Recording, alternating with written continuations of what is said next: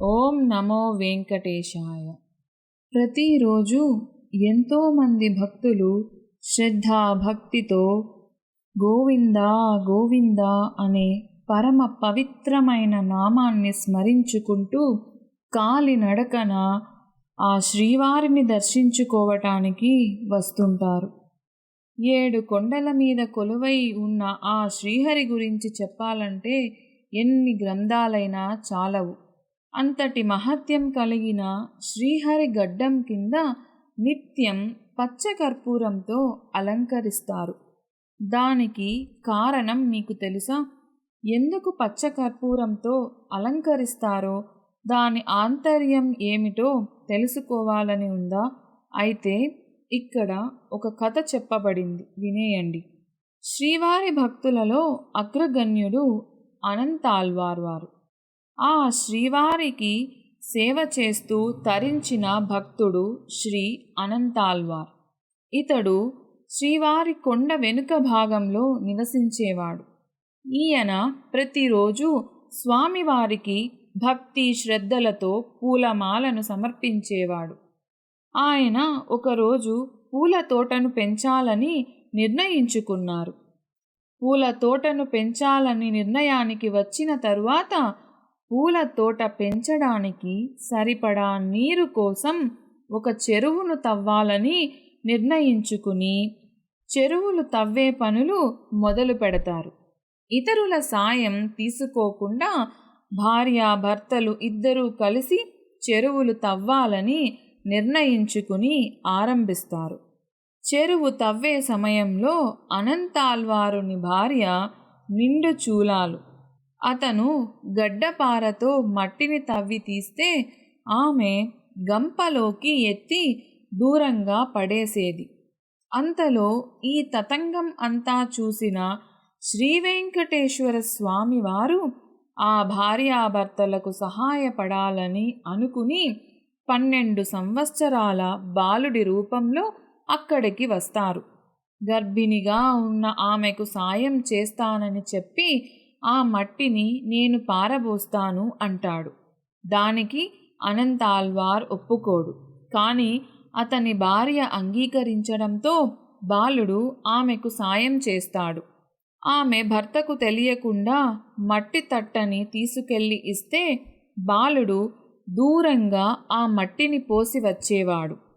ఆమె మట్టి తట్టని తీసుకొని తొందరగా రావడం గ్రహించిన అనంతాళ్వారు భార్యని ప్రశ్నించగా ఆమె బాలుడు సహాయం చేస్తున్నాడని చెప్తుంది. దాంతో అతను ఆగ్రహానికి గురవుతాడు. అనంతాళ్వారులు కోపంతో చేతిలో ఉన్న గుణపాన్ని బాలుడి మీదకి విసురుతాడు. అది ఆ బాలుని గడ్డానికి తగులుతుంది. దాంతో బాలుడు రూపంలో వచ్చిన వెంకటేశ్వర స్వామివారు ఆనంద నిలయంలోకి వెళ్ళి కనపడకుండా మాయమైపోతాడు. ఆలయంలో అర్చకులు స్వామివారి విగ్రహానికి గడ్డం వద్ద రక్తం కారడం చూసి ఆశ్చర్యపోయి ఆ విషయాన్ని అనంతాళ్వారుకు చెబుతారు. దాంతో కంగారుగా అతడు అక్కడికి చేరుకుంటాడు. గర్భగుడిలో ఉన్న శ్రీవారి గడ్డం నుంచి రక్తం కారడం చూసి ఆశ్చర్యపోతాడు. తనకి సాయం చేయడానికి వచ్చిన బాలుడు సాక్షాత్తు శ్రీవెంకటేశ్వర స్వామివారే అని గ్రహించి కన్నీళ్లతో స్వామివారిని మన్నించమని కోరుతూ పాదాలపై పడతాడు. గాయం వల్ల కలిగే బాధ నుండి ఉపశమనం పొందడానికి గడ్డం దగ్గర పచ్చకర్పూరం అద్దుతాడు. అప్పటి నుండి చల్లదనం కోసం గాయంపై చందనం రాసి ఆ తరువాత పచ్చకర్పూరం పెట్టేవాడు. అప్పటి నుండి శ్రీవారి గడ్డంపై రోజూ పచ్చకర్పూరం రాయడం ఆచారంగా మారిపోయింది. శ్రీవారిని గాయపరిచిన గుణపాన్ని చూడాలి అని అనుకుంటే మహాద్వారం దాటిన తరువాత కుడివైపు గోడకు వేలాడుతూ ఉండటం చూడవచ్చు. ఇక ఆ శ్రీవెంకటేశ్వరుడి రూప విశిష్టత గురించి తెలుసుకుందాం. ఆ రూప విశిష్టత ఏమిటి? ఆత్మజ్ఞాన చిహ్నాలతో అలరారే శ్రీ వెంకటేశ్వరుని తేజోమూర్తి కడు రమ్యం.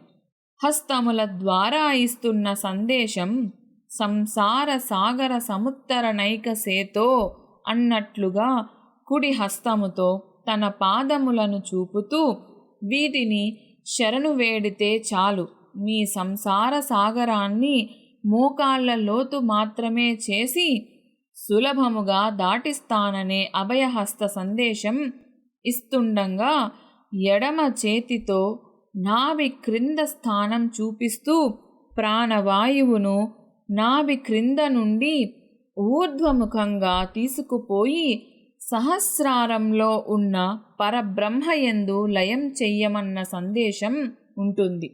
కుడి హస్తంతో నా పాదాలను శరణు వేడితే ఎడమ చేతితో నిన్ను నా అక్కున చేర్చుకుంటానన్న సూచన కూడా ఉందని కొందరు పెద్దల విశ్లేషణ.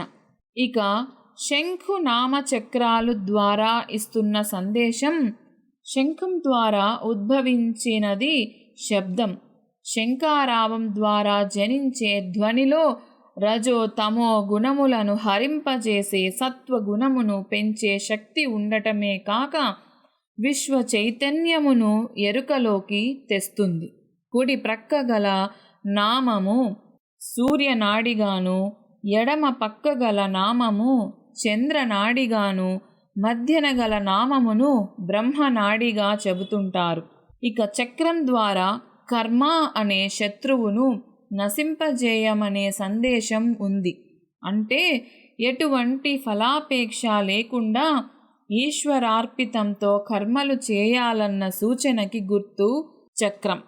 జ్ఞానమును పొందమని జ్ఞాన చిహ్నముగా శంఖమును, మోక్ష చిహ్నముగా నామమును, కర్మ నాశన శక్తి చిహ్నముగా చక్రమును ధరించి చెడు భావం లేకుండా జ్ఞానము పొంది తద్వారా కుండలిని అనగా మానవ శరీరంలో ఉన్న అతీతమైన శక్తిని జాగృతమునర్చి మోక్షమును పొందవలెనన్న సందేశం ఈ శంకు నామచక్రములలో ఉంది. ప్రతిరోజు జరిగే వెంకటేశ్వరుని కళ్యాణం కూడా ఇదే తెలియజేస్తుంది. అందుకే శ్రీ వెంకటేశ్వరుడి రూపమే ఆత్మజ్ఞాన ప్రబోధకరమైంది. వీటిని భక్తులందరూ తప్పకుండా తెలుసుకోవాలి. ఓం నమో వెంకటేశాయ.